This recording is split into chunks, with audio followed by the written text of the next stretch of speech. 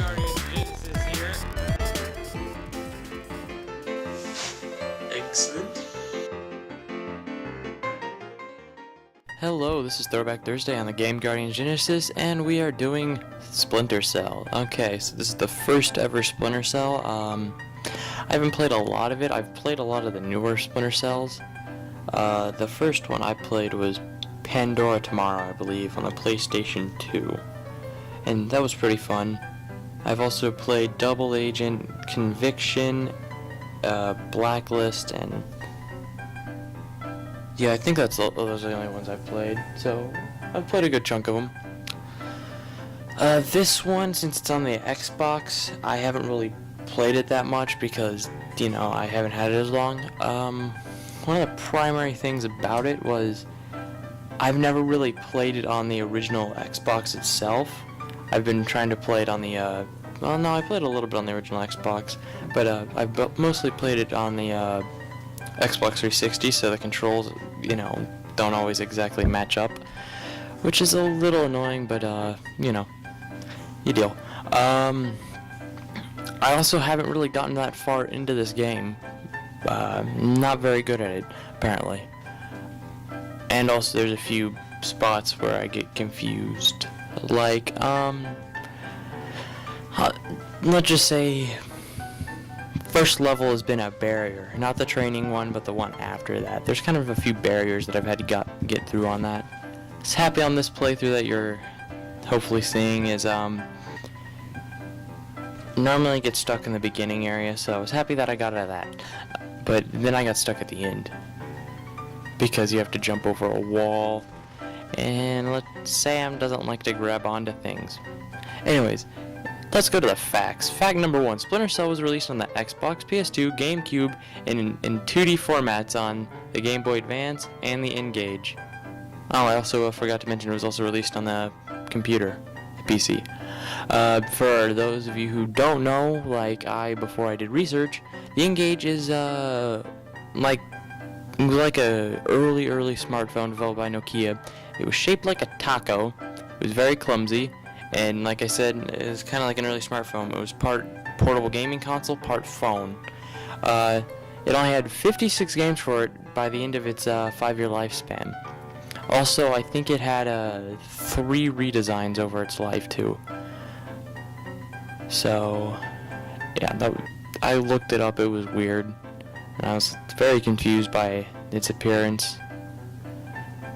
I don't get, and apparently it was a little popular. I'd never heard of up until this point, but apparently some people have.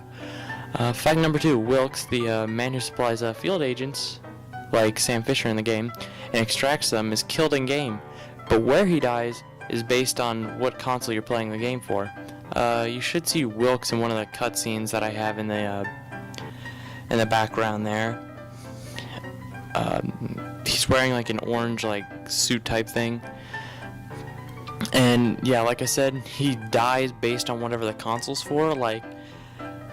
And as in fact number 3, each console included exclusive content for the Xbox and PC versions. It had 3 downloadable missions. For the PS2 version, it featured new cinematics and an exclusive bonus mission.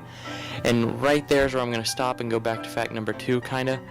Because the bonus mission in this one is where Wilkes dies compared to on the Xbox one. And I think the GameCube has the same point as where Wilkes dies. But anyways, continuing on, and the GameCube uses the Game Boy Advance link, where you could connect a Game Boy Advance to the GameCube to provide a real-time overhead map and include a sticky bomb in-game. Fact number 4: the GameCube and the PS2 versions were changed slightly from the Xbox and PC version by moving doors around, and it's been said that both the GameCube and the PS2 version are easier than the Xbox and the PC. So that's nice to know. Fact number 5: Splinter Cell was remastered on the PS3, though it was based off the PC version and did not include the 3 extra downloadable missions. What they went on to saying for Splinter Cell's remastered edition is that they preferred to base it off the original game instead of what was released on the PlayStation 2. But and why the downloadable content wasn't there is because it wasn't on their platform. Fact number 6. The game received 6 awards and an average score of 90 out of 100, so that's pretty good. It was heavily praised for its lighting, graphics, and audio, which, you know, you kind of need in a stealth game. I mean, yeah, it was pretty good for back then, but if you think about it now, it's just, well, actually a lot of the stuff they included then have stayed around and been introduced into a lot of other games, but it's a stealth game. Of course they need good lighting, graphics, and audio, but anyways. As I was saying, as it's a stealth game, of course, it's Splinter Cell. If you don't know what Splinter Cell is, shame on you. You are a bad person. You should know what Splinter Cell is. But the fighting mechanics in this game are, I don't want to say broken, just let's go with easy. Because, me personally, I'm not the best at leaving everyone alive, per se, in these games. I don't get my cover blown, I just shoot them before they can blow my cover. Let's just go with that. But, as I was saying, the combat mechanics in this game, they're kind of different because whenever you don't alert the people, they're one-shot kill. But whenever you alert the people, it's like an actual combat system, which is weird, and I don't know what to think of it.